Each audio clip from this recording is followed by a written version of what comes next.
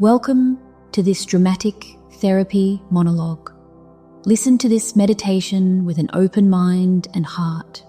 In between each part, focus on your breath. Start now by inhaling deeply through your nose and slowly exhaling through your mouth. Then gently turn your attention to the natural rhythms of your breath.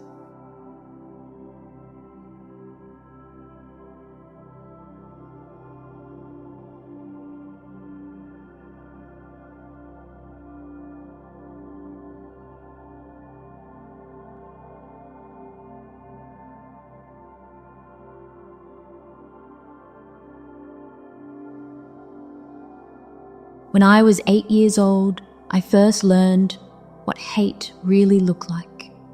I watched my father come home with fists curled, knuckles white from holding the steering wheel too tight with anger, words sharp as arrows when he spoke to my mother. I remember how I shrank against the wall, wishing I could disappear. Fear had a taste back then. It tasted of metal, pennies stuck to my tongue. That was my childhood, a landscape shadowed and cold. But on quiet afternoons, the sun sometimes crept onto my shoulder and whispered, "It does not have to be this way."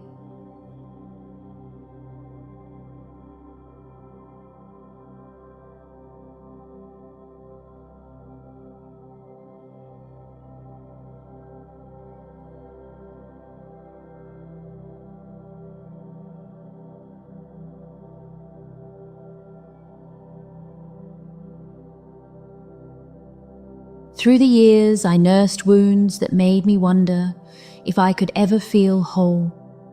School was another battlefield, faces behind lockers spitting insults about my hand-me-down clothes, my mismatched shoes. I learned to swallow tears until they soured inside me. Sometimes I thought the world was nothing but engines for cruelty, gears turning ceaselessly just to break me apart bit by bit. But I held on to something, a stubborn hope. A hope that if I could bring even a tiny fistful of peace into the world, my own scars would mean something.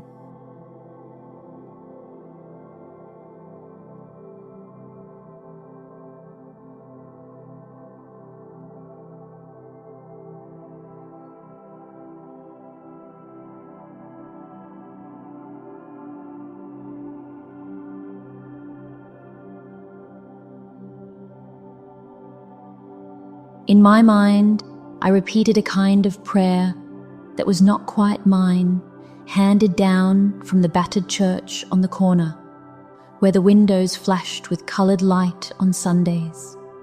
I would say softly to myself, "Let me be a channel for life's peace. Where there is hatred, let me bring love. Where there is wrong, let me bring the spirit of forgiveness." I wanted to believe so badly that I could do that even if I was small, even if I was broken, I could be the hands that mend.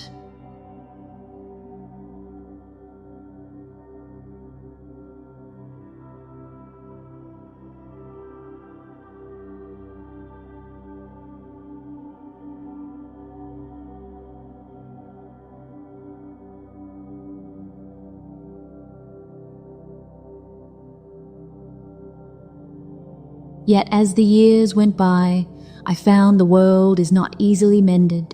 The old wounds inside me grew harder, calcified and sharp. In college, I loved a boy who could not see me. I tried to be for him what he needed, tried to be light and hope and harmony, but I was always reaching, always falling short. I watched my friends walk out on secrets I never dared to share. In the mirror, my eyes begged for comfort, for understanding, for someone to draw the anger from my heart. But no one came.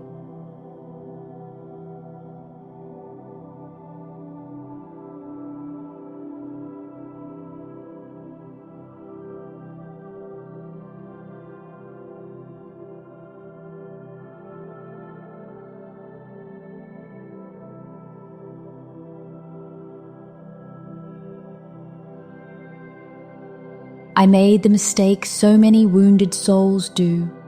I thought love would come from being loved. I thought I would be healed if only someone would reach back.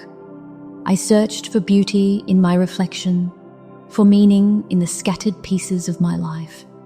But all I found was the echo of my own longing. Over and over, I confused forgiveness with forgetting, faith with blind hope. The darkness sometimes grew so thick, I feared I would never see the other side.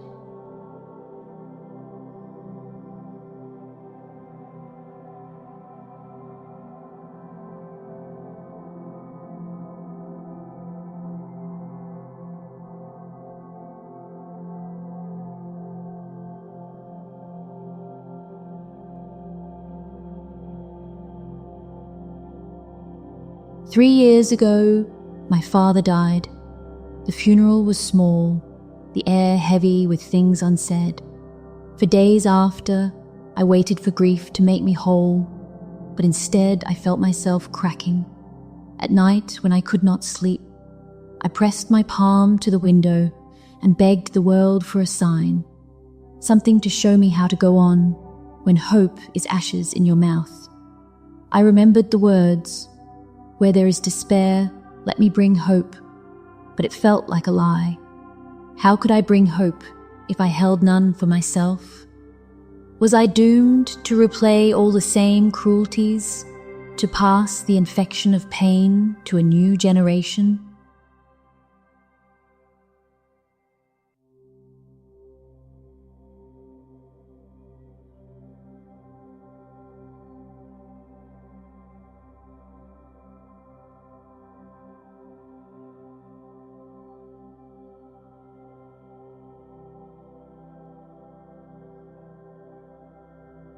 There was a moment, one bleak winter morning, when I knew I was at the breaking point.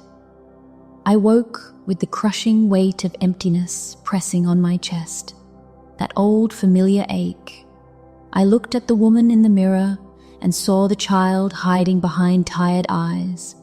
I hated her. I wanted her gone. In that instant, the temptation came.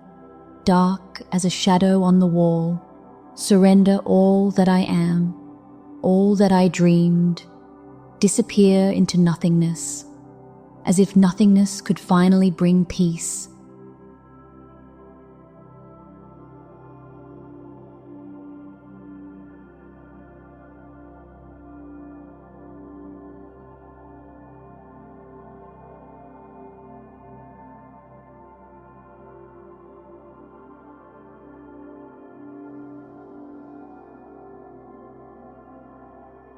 But as I stood there, ready to fall, something in me rebelled. Not with rage or with hope, but with a thready, trembling tenderness. I remembered my mother's hands, rough but gentle, laying a warm cloth across my forehead in the fevered dark. I remembered the single yellow daffodil my father once brought home, silent apology held out in trembling fingers. I remembered that sometimes, even when drowning in pain, we find small islands of comfort.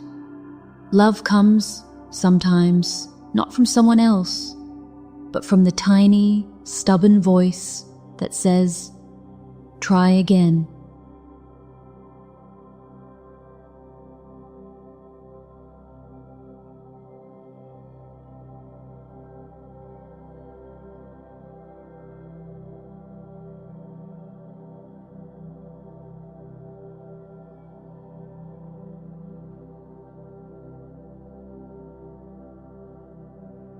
I chose then to comfort rather than be comforted, to understand rather than demand understanding, an act of rebellion, soft as moss. I made tea and brought it to a neighbour who always looked so lonely. I wrote letters to people I had wronged, asking for nothing but to set the weight down. I forgave, slowly, imperfectly, the father who failed me, the friends who vanished. the girl in the mirror who was only trying to survive. Each day, I asked for the courage to love rather than to be loved, to be the channel I had prayed to be, even if my heart shook as I did it.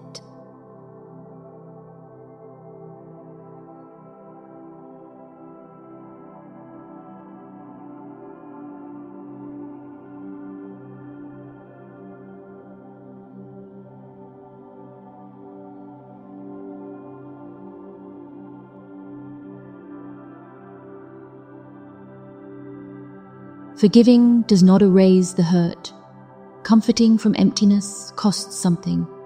But I found, piece by fragile piece, that by self-forgetting, I discovered the first pale shoots of peace within. Every act of love, no matter how small, built a bridge over the darkness. Light seeped in. Faith flickered awake again, not as certainties, but as willingness. Willingness to show up, day after day, and offer whatever ragged hope I could hold.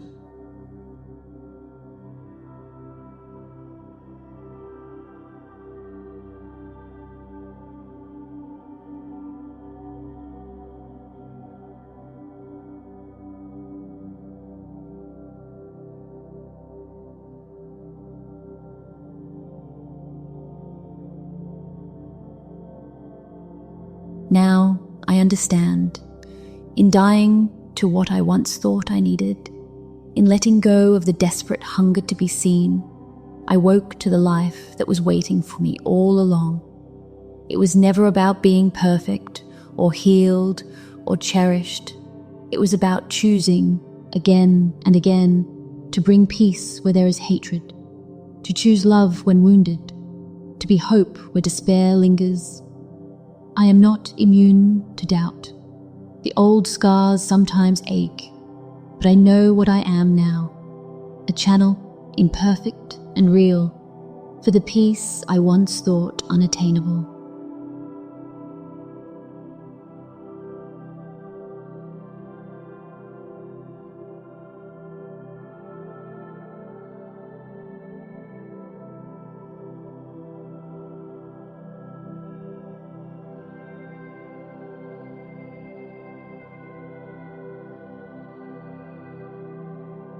Breathe with me now.